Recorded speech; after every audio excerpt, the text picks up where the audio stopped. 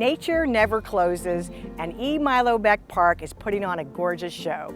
Hi, I'm Maureen Russell Hodson, and this is Springboro Here and There. We are here at Milo Beck Park, along with Lynn Johnson, who is a certified naturalist. Thank you, Maureen. I started volunteering with the Springboro Parks last year, 2019. I guess we should put that date in since we don't know when these people will see this. But I've been a volunteer naturalist for over 35 years. I live here in Springboro and was excited to have the opportunity to share my knowledge and experiences in the parks with the people of this community. Yeah, and so a lot of us are still social distancing and can't really do a lot of things, but you could always go out and enjoy our parks, right? That's right. The parks have been open. The Springboro parks have been open. The county parks have been open. The state parks have been open. Many of the facilities are closed. The buildings are closed. The playgrounds in some cases have been closed. A lot of programs have been canceled, unfortunately, but the parks themselves are open, the trails are open, and there's a lot of people out here enjoying them. I've seen several people out here this afternoon, even though it's 90 degrees out here, and there's no shade out here in our prairie, but people are out here enjoying the parks, and we encourage that. Well, give us an idea about Milo Beck Park, because as you said before we started the program, it's really two parks in one. Right, Milo Beck is two parks. We're located at the south part of Springboro, on the south side of Lower Springboro Road. And what we see behind us here in this wide open area is the prairie portion. And this is probably the most significant thing because as far as I know, this is the only significant amount of prairie in Springboro. Now define prairie for us, please. Okay, or you would ask that.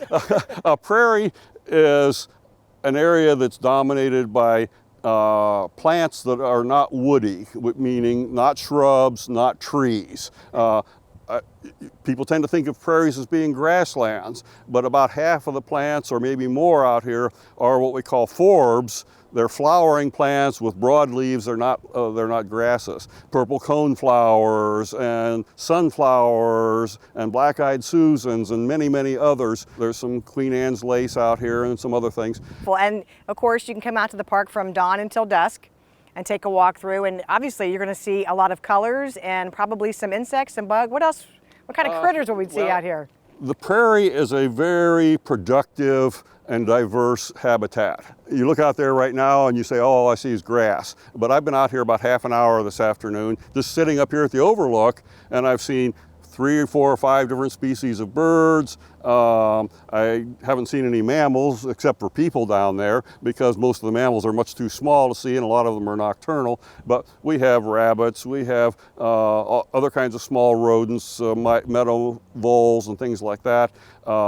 There are possums and raccoons that come out of the riparian part of the park, the woods over by the Clear Creek.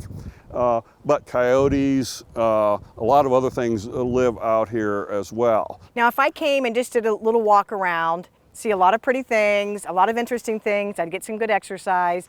But if I wanted to come and really kind of learn what's in the prairie, you have some tools that probably would be helpful for someone who might be more interested in seeing things maybe a little bit closer up or more defined, right? Okay, the park board and I had planned to put on some programs with some naturalist-led, that's me, hikes. Yes.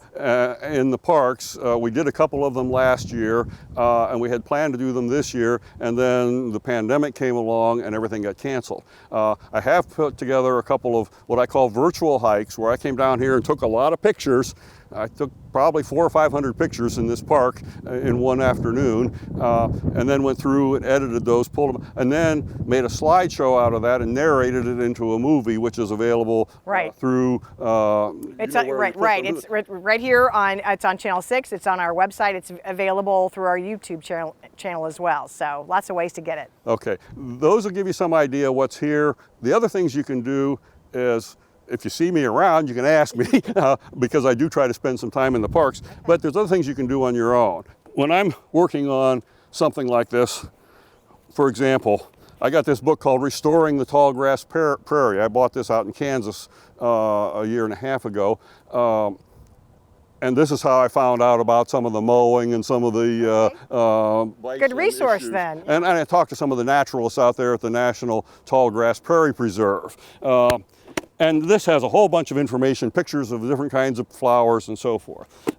It's kind of technical. And then there's a book on prairie seeds, and another book on wildflowers, and a guide to prairies. So there's all kinds of materials out there that you can read and study on your own if you're interested in digging into it. This is the same thing for a prairie as the bird books that people that like to look at birds would have. And then this book is a very interesting book that I just found recently called The Nature Fix by a woman named Florence Williams. And she talks about how good it is for you psychologically and mentally as well as physically to be out here in nature. And there's lots of interesting things in here I'm hoping to. And we really need that during this time when we really Right. can't do a whole lot. As we said, nature is open. You can come out and enjoy all the parks. Another tool that I find very valuable is to have a pair of binoculars. These came from Sears. I know this particular pair we bought from my grandmother many years ago. She used to love to sit in her kitchen and look at the bird feeders outside. After she passed away, I got these back. I've got a better pair that I keep if I know I'm going someplace but this stays in my car all the time. So if I stop by the park here, I can look down there. Now, what kind of birds would we see if you're looking out today? I know you mentioned blue jays earlier. Yeah, we had some blue jays. Out in the prairie itself, we're going to see a somewhat different mix of birds than we have in the woodland areas and the trees that are the most common habitat around it. Out in the woodland area, we'll see bluebirds, eastern bluebirds. There are a number of nesting boxes out here that have been provided by Wild Birds Unlimited in Springboro. The barn swallows also use those. Red-winged blackbirds are very common out here. There's several different kinds of sparrows. And we might see eastern meadowlarks. You could see quail and pheasant, although they've become fairly scarce in the last few years, partly because there's not much habitat for them, but this is the kind of habitat they like. Killdeer, there's probably a dozen others that I haven't thought about. And that's in addition to all the birds that we would see when you get over on the west side of the park where the trees and the forests are. And what would we find over there? Over there you got two things, which is what we call a riparian corridor. That means it's woods with a river running through it in simplest terms. Okay. You'll see that there are some areas down there. You wouldn't think you were in the middle of the city of Springboro, well, maybe the edge of the city of Springboro. It looks like you're out in the wilderness there. You see this river going through there. You see driftwood there, rocks. You see great blue herons, you see ducks. I wouldn't be surprised if there's some beaver or even otters down in there. I haven't seen those, but there certainly were beavers on this pond a few years ago. By the way, this pond is not part of the park. If you do come down here, that pond belongs to the housing development over there on the east side, and they do have signs there asking you to respect their property rights and not go over to the pond. The path at the edge of the park walks right past that, and you can see it, but look, don't touch. Well, I'm hopeful that we'll be able to get back to the schedule, that you'll be able to lead some walks, because your enthusiasm and your knowledge would really help a lot of people understand the area here. What's your favorite part of the park out here? Where do you like to go? The favorite part of the park out here, it depends on which day I'm here. Okay. It kind of depends. It's like where I am is the favorite park. I'm finding that there are so many interesting things out here. 2 or 3 years ago, I knew next to nothing about prairies. I've educated myself. Now I'm finding that this prairie is a really exciting place Prairie, to be. I think prairie is your answer. For this park, certainly. But the fact that you can go over there by the creek and feel like you're in a wilderness river and be, half a mile from the road or a quarter of a mile from the road and less than a mile from Interstate 75 and less than a mile from State Route 73, and you feel like you're in the wilderness, that's pretty special too. Yeah, sounds like that. Well, thank you so much for sharing your knowledge this afternoon. We can't wait to get back out here. Again, nature is open. Come out, take a walk around, make sure you're prepared for maybe some mud, maybe lots of tall grass, but definitely an experience.